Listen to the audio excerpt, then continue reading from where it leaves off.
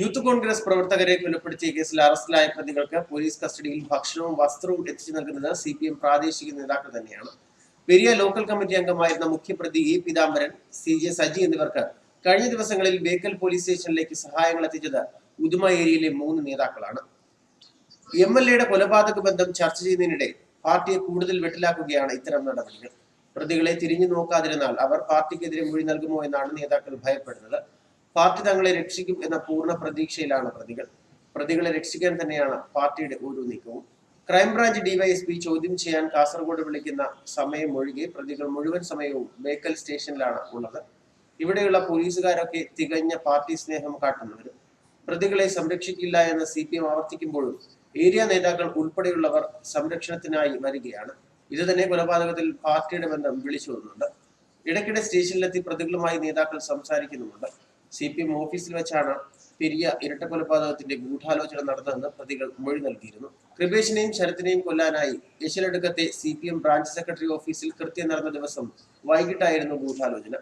ഒന്നാം പ്രതിയും CPM local committee അംഗവുമായ പീതാംബരനും കൂട്ടുപ്രതികളും പാർട്ടി ഓഫീസിൽ ഒത്തുകൂടിയിരുന്നു. നേരത്തെ ഇവിടെ നടന്ന ബ്രാഞ്ച് കമ്മിറ്റി യോഗത്തിൽ വിഷയം സംസാരിച്ചിരുന്നു. തന്റെ കൈയൊടിച്ചവരോട് പ്രതികാരം ചെയ്യാൻ കൂടെ നിന്നില്ല എങ്കിൽ പാർട്ടിയിൽ നിന്ന് രാജിവെക്കും എന്ന മുന്നറിയിപ്പും നൽകി. തീരുമാനമെടുത്ത ശേഷം കേസിലെ 2ാം പ്രതി സജി C ജോർജ് താൽക്കാലികമായി തങ്ങാറുള്ള പാർട്ടി ഓഫീസിന് തൊട്ടടുത്തുള്ള മുറിയിലെത്തി ആയുധങ്ങളെടുത്തു. ഇതിന് പാർട്ടിയിലെ ഉന്നതരുടെ പിന്തുണയുണ്ടായിരുന്നു എന്നാണ് അനുമാനം. നേരത്തെ ഫോണിൽ പറഞ്ഞതനുസരിച്ച് അനിൽകുമാറും സുരേഷും സ്ഥലത്തെത്തി.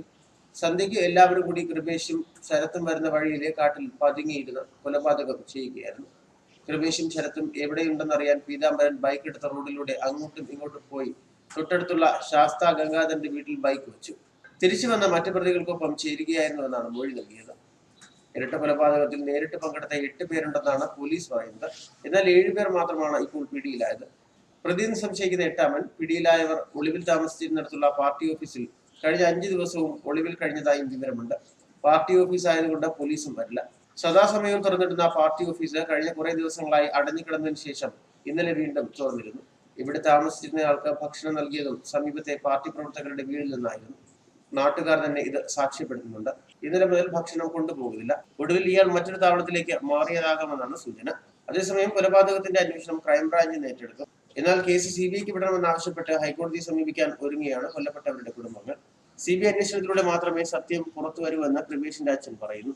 കല്യോട്ടെ യൂത്ത് കോൺഗ്രസ് പ്രവർത്തകരുടെ കൊലപാതകം നടന്ന് ഒരാഴ്ച പിന്നിടുമ്പോഴാണ് അന്വേഷണം ലോക്കൽ പോലീസിൽ നിന്ന് ക്രൈംബ്രാഞ്ച് ഏറ്റെടുക്കുന്നത് തന്നെ. അന്വേഷണ ചുമതലയുള്ള SP മുഹമ്മദ് റഫീഖും DYSP പ്രദീപും സംഭവ സ്ഥലത്തെത്തിയിരുന്നു. കേസ് അന്വേഷിച്ച ഉദ്യോഗസ്ഥരുമായി നടത്തിയ ചർച്ചയ്ക്ക് ശേഷമായിരുന്നു സന്ദർശനം. ഫയൽ വിശദമായി പഠിച്ച ശേഷം അന്വേഷണം ആരംഭിക്കും. എന്നാൽ കേസ് CBIക്ക് വിടണമെന്നാവശ്യപ്പെട്ട് ഈ ആഴ്ച തന്നെ കോടതിയെ സമീപിക്കുമെന്ന് കൃപേഷിന്റെ അച്ഛൻ പറഞ്ഞിരുന്നു.